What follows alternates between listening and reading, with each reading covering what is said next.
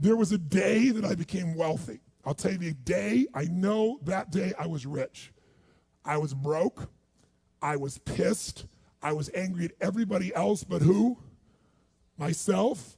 But really underneath it, I was mad at myself. I just couldn't beat myself up anymore, so I was pissed. And I had a friend that I loaned money to when I had barely enough, and I knew he needed it, and I gave him $1,200, and I'm here not able to eat. I'm down to like $25, $26, and I'm saying to him, calling him, and he's not returning my call, and I just need some money, and he's ignoring me. I didn't ignore him then, so I'm pissed. I'm frustrated. In the midst of all this, I'm also pragmatic. I got 25 and change, call it $26. What the hell am I gonna do? I don't have any plans for economics. I got overhead that's crazy. I'm living in this little tiny apartment, 400 square feet in Venice, California. So I thought, okay, when I was totally broke early on, when I was 17, I used to save my money up and go to the smorgasbord and load up for Christmas, load up for the week.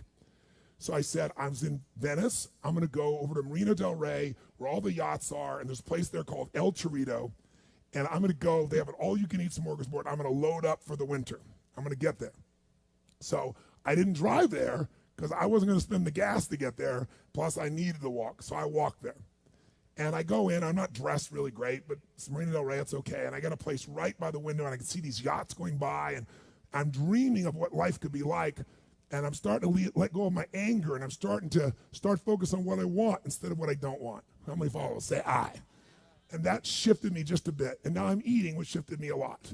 And I got this giant plate stacked up. And I don't know what the amount was. It was like, whatever it was, $6.95, $7.95, right? So I'm gonna do this. I could probably do this 3 or 4 times, right? Somewhere in that range.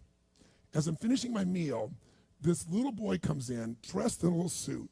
And I honestly don't know how old he'd be, probably in the 3rd grade. So maybe 8 years old, 9 years old, something like that. And he was so adorable. And he opened the door for his mother. And his mother was an attractive lady. And he came over and he pulled out the seat for her and she sat down. And she was a pretty lady, but as pretty as she was, I was totally obsessed by this boy. He had presence at 7 or 8 years old. And it moved me. I don't know why, it moved me. And I thought, this kid is like pure. I want him to always be this way. He's such a good kid, he's a giver. So I got up and I paid for the meal, and whatever it was, $6, $7. So now I've got whatever left, $17, $18, $19. And I walk up to this little boy, and I said, excuse me. And I said, I just want to acknowledge you for being such an extraordinary gentleman. I said, I saw the way you treated your lady, how you opened the door, how you pulled the chair out. I said, that's class. I said, my name's Tony, what's yours? I don't honestly remember his name, Charlie or something. And he looked up at me and I said, Charlie? I said, that's amazing, taking your date out for a lunch like this. He goes, well, actually, she's my mom. And I said, that's even more cool. And he said, oh, but I'm not taking her lunch because I think he said he was 8. I said, oh, yes, you are. I had no plan for this. I just reached in my pocket. I took all the money I had left, $17, $18, $19, and I put it on the table. I said, you're taking her to lunch. He looked up at me and he goes, I can't take that.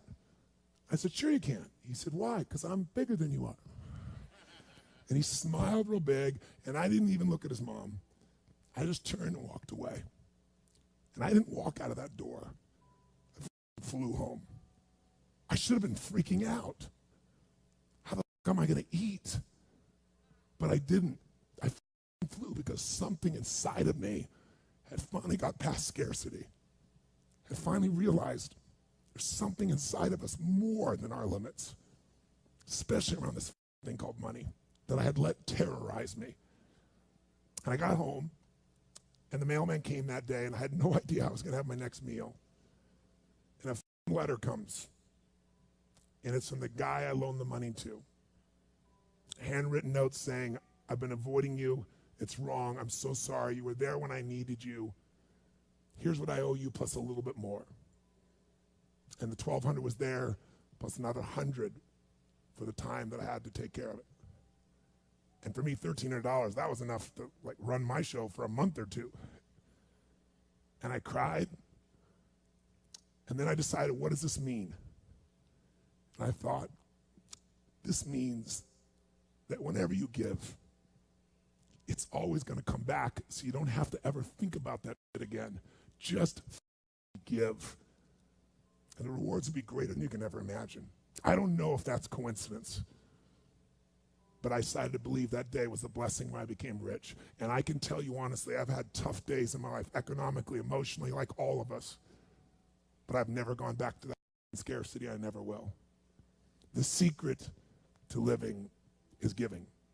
Do it when you don't have it, and I promise you, scarcity will leave your life.